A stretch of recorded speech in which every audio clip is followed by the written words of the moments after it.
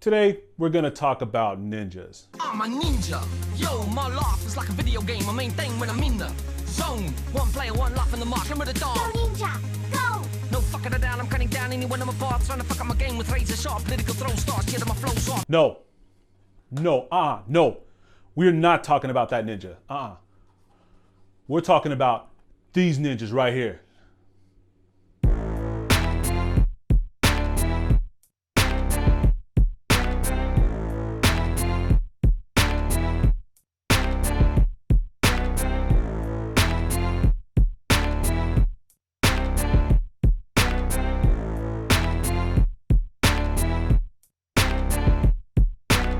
Ninjas in video games, it's a match made in heaven. Or Buddha. Name a kid who didn't want to be a ninja. I mean, think about it. Waking up on Saturday mornings, watching a couple cartoons, then putting on Channel 5, watching some Kung Fu theater, a little bit of Bruce Lee, some Jackie Chan, you know, maybe some Chuck Norris. My first experience playing as a ninja in a video game, that had to be Shinobi, yeah. There used to be arcades at a Circle K. Can you imagine that? Yeah. And I used to go across the street and I used to play, some of these arcades. One day, they brought in a new Shinobi game. No one played it. No one knew what the hell it was, but it kind of played like Rolling Thunder, where you can press up and jump and you end up on like a second story. So it was like 2 levels of jumping. It was pretty cool. It was definitely new at the time. And this one seemed a lot smoother than Rolling Thunder. I guess because Rolling Thunder was like the original.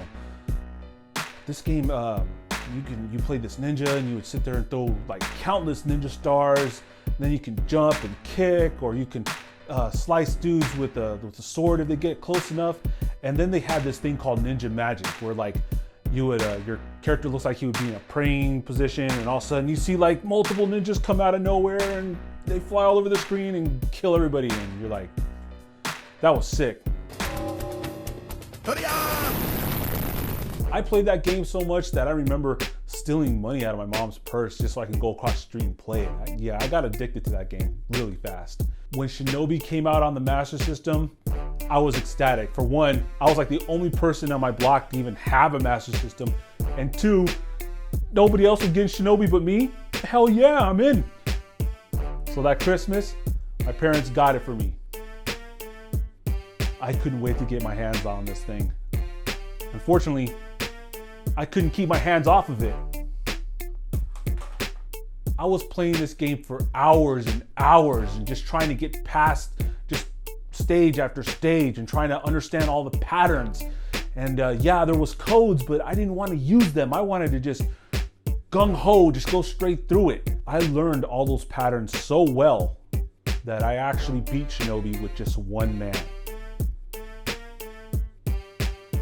Do you know what the ending is? Spoiler alert. It's game over, that's right.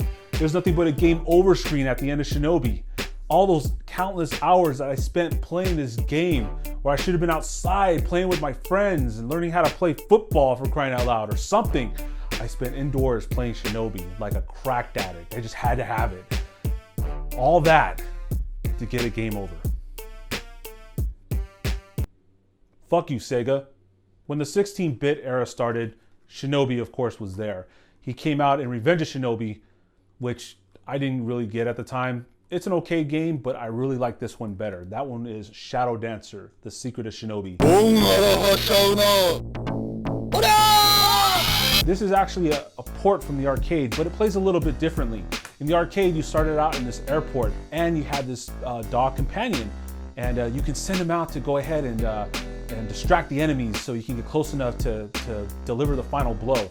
Now, in the Genesis version, you still have your dog companion, but in this one, it takes place in like some downtown earthquake with lava shooting up at you. Either way, both of them are fun.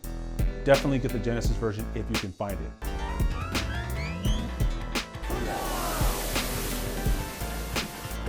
A few years after Shadow Dancer came out, Sega blessed us with what I think is the masterpiece. Shinobi 3, Return of the Ninja Master. Oh yeah. This is one of my all-time favorite games.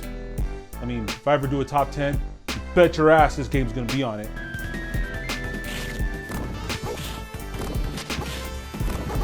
This game takes all the difficulty of the other Shinobis and like turns it up a notch. You can sprint, slash the enemy. You still have your shurikens. You can do different styles of ninja magic. You can bounce off walls. You're riding on horseback. You're surfing. You're doing all kinds of shit. And the level designs are probably some of the best I've ever seen on a 16-bit game. And there are some boss fights that kind of reminded me of Splatterhouse.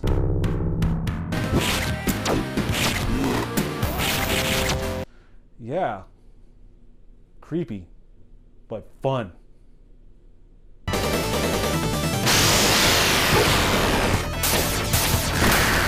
Shinobi did come out one more time on the Saturn with Shinobi Legends, but after that, we didn't really hear from him till, I'd say, in the 2000s. Shinobi's back! That's right, Shinobi came back on the PS2. I have yet to play this game though. Kind of reminds me of the newer Ninja Gaiden games. And I hope it's not that way, but I'm gonna try this out one day and I'll do a Let's Play. Now, in case you thought this was some type of Sega only episode, there was ninjas on like every system. That's right, TurboGrafx had ninjas. I think Atari had ninjas too. Entering the combat zone. Show no mercy. Yeah. Let's not talk about that one anymore. Let's talk about ninjas on the NES. That's right. Let's talk about Wrath of the Black Manta.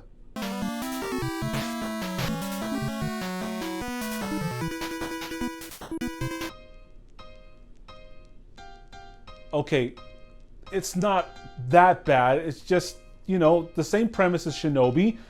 You know, you run around and, you know, you have to take down a terrorist organization. You have ninja abilities and stuff. It's just the controllers are stiffer than Michael Jackson. It really does take away the fun factor of this game. Otherwise, this game would have been awesome. Wrath of the Black Manta was created by Taito. And it's funny because Taito is actually really good at making ninja games. Just like this one, yeah. Legend of Cage. Oh, not that Cage. This Cage, yeah.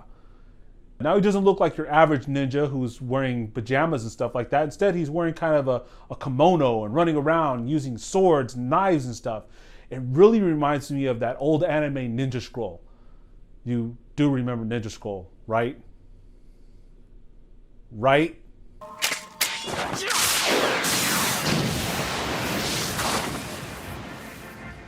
Now, the Nintendo had a bunch of ninja games out there, but none were as epic as the Ninja Gaiden trilogy.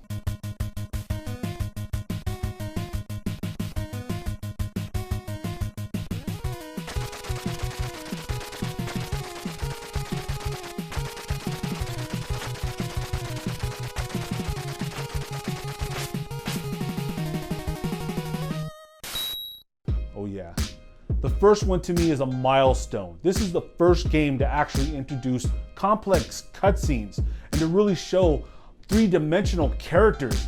Now I don't need to tell you everything that's you probably heard in another YouTube video, but all I can tell you is this. Every time you play it, you want to keep going and going and going because you want to see what that next scene is.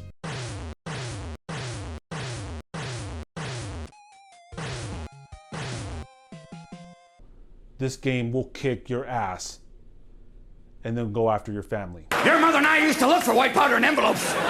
We weren't online, we did lines, my friend. Yes, oh yeah, and there were ninjas on the fucking lawn trying to kill us. Now I know there's a lot of other ninja games out there that I'm not covering because there is a shit ton of ninja games out there, like Ninja Warriors on the Super Nintendo or Tenchu Stealth Assassins on the PlayStation 1. There's just so many great ninja games out there. I just gotta find them all before I can talk about them. So stick with me. We'll cover them soon enough. Until next time, peace out.